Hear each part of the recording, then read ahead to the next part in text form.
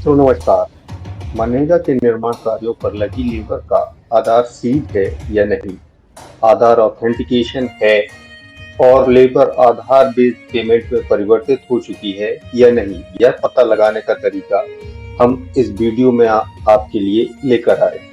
तो आइए हम इस वीडियो के माध्यम से पता लगाते हैं कि मनरेगा के कामों पर लगी लेबर में से किसके आधार सीट हो चुके हैं, किसके नहीं हुए, किसका आधार ऑथेंटिकेशन हो चुका है तथा कौन सी लेबर आधार बेस्ड पेमेंट में परिवर्तित हो चुकी है अथवा नहीं। यदि आप हमारा वीडियो पहली बार देख रहे हैं तो कृपया कर इस चैनल को लाइक एवं सब्सक्राइब जरूर करें तथा कमेंट करके बताएं कि यह वीडियो आपको कैसा लगा। आइए देखते हैं वीडियो।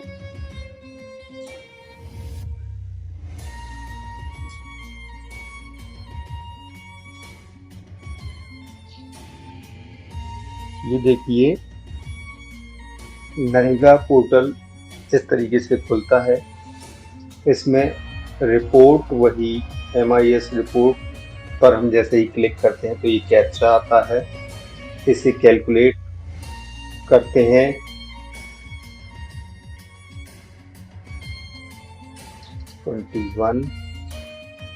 इसके बाद हम अपना राज्य चुन लेते हैं।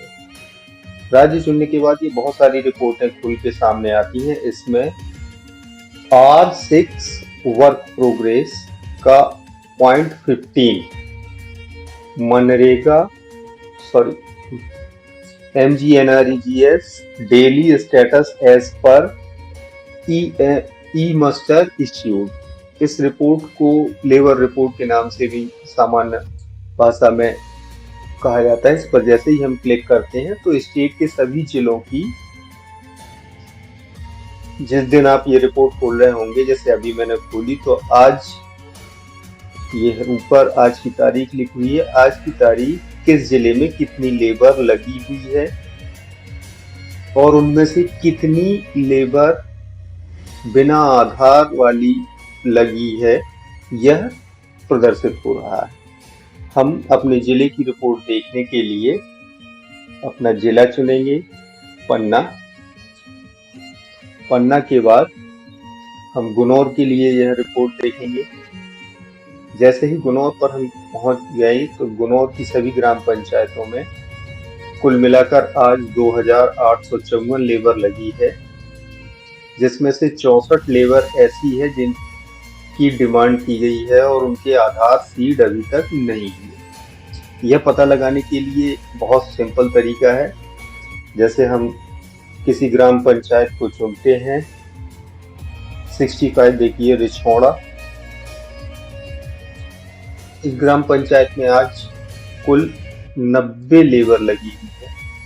थोड़ा और बड़ा कर देता हूँ, ये देखिए, maximum number of unskilled labour expected to be engaged as पर ई मस्टर रोल। मतलब आज जो मस्टर जारी है उस पर लगभग क्या एग्जैक्टली 90 लेबर लगी हुई है। अब रिछौड़ा ग्राम पंचायत के लिए कुल 90 लेबर है,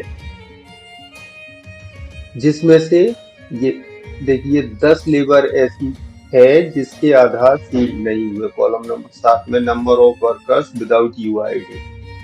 अब ये 10 कौन सी लेबर है, इसका पता लगाने के लिए बहुत आसान तरीका है। हम ये जो 90 दिख रहा है, इस पर जैसे ही हम क्लिक करेंगे तो ये देखिए सामने आज इस ग्राम पंचायत में मस्टर रोल पर जितनी भी लेबर है उसकी लिस्ट हमारे सामने खुल गई। लिस्ट में एक बार देख लेते हैं कौन कौन से कॉलम है। Serial number, job card number, worker name, applicant number. Applicant number से मतलब है जॉब कार्ड पर उस श्रमिक का सरल क्रम। आधार सीडेड, आधार सीड है या नहीं।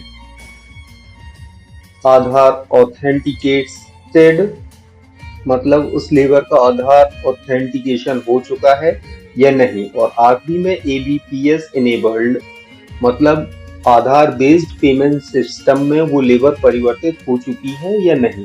तो पहली चीज, जिसका आधार सीड ही नहीं है उन उसका ये दोनों कॉलम तो नो ही रहने वाला है। तो हम यहाँ देखते हैं, पहले का आधार सीड यस है, दूसरी लेबर का आधार सीट यस है, तीसरे के लिए भी यस है, चौथी लेबर ऐसी आई, जॉब कार्ड नंबर 120 बी, जिसका आधार सीट नहीं है। अब ये देखिए बाकी के कॉलम भी इसके नो है।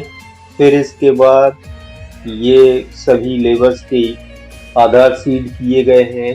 फिर नंबर 11 जॉब कार्ड नंबर 139, इसका भी आधार सीट नहीं है। जॉब कार्ड नंबर 153, इसका भी आधार सीट नहीं है।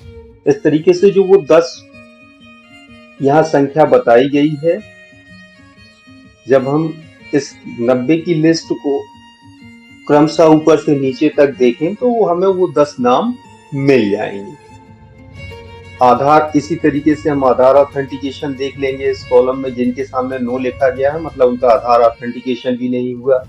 और अंत में जो ये एबीपीएस इनेबल्ड है, जिन लेबर्स का एबीपीएस कन्वर्जन नहीं हुआ है उनके सामने यहाँ एस लिखा हो, सॉरी नो लिखा होगा। जिनके सामने यस लिखा है मतलब वो आधार आधारित भुगतान में परिवर्तित हो चुके हैं। तो उम्मीद है आपको ये बात, मेरी बात समझ में आ गई होगी। इस वीडियो के संबंध में आपकी जो भी क्वेरी कमेंट है कृपया कमेंट सेक्शन में बताएं, और वीडियो को और इस चैनल को एक बार फिर से अनुरोध करता हूं सब्सक्राइब जरूर करें। धन्यवाद।